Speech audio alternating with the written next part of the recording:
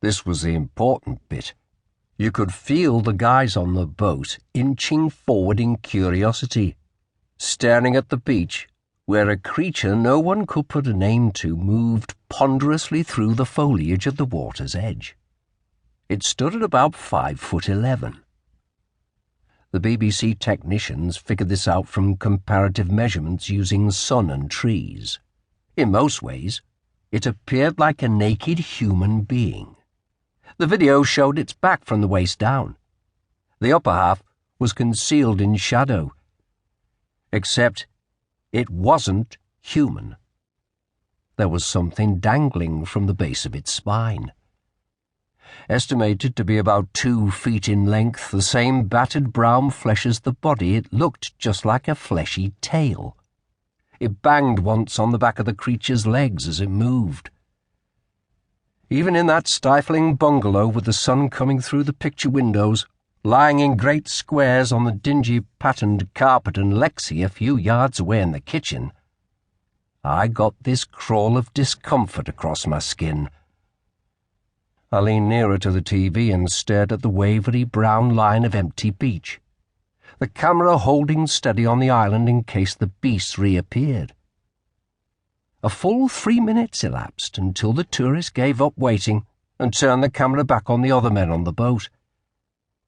They stood at the gunwales, all 4 of them in their Bolton Wanderers shirts, holding the stanchion line and staring in silence at the spot on the beach where the creature had been.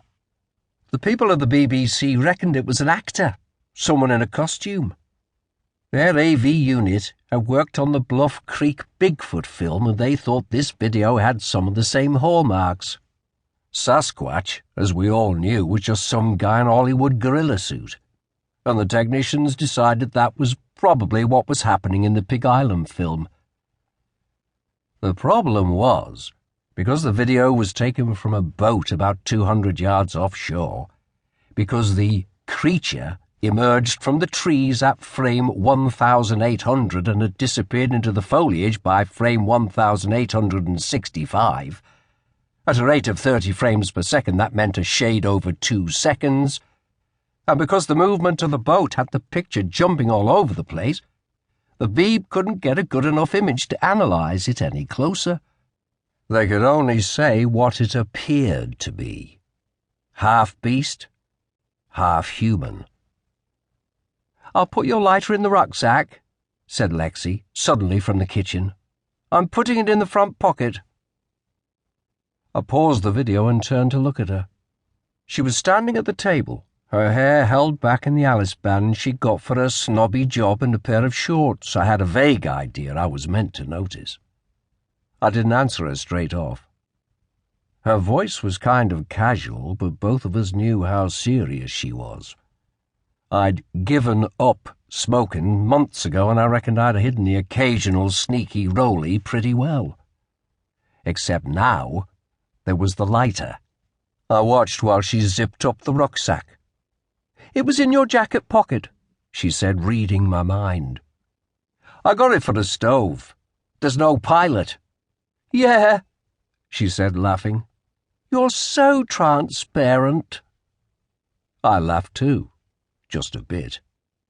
"Transparent or not, I used it for the stove." "Okay," she said lightly. "Okay, I believe you.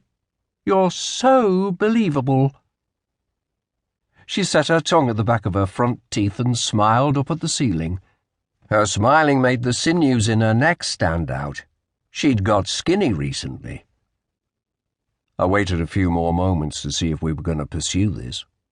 Not dropping the smile or taking her eyes off the ceiling, in that same high voice she goes, "And there was tobacco in the shorts you had on yesterday." "You're going through my pockets now." "Yes.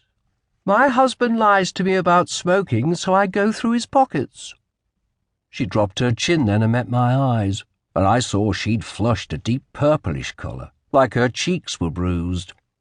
"My husband thinks I'm stupid, so I have to fight back.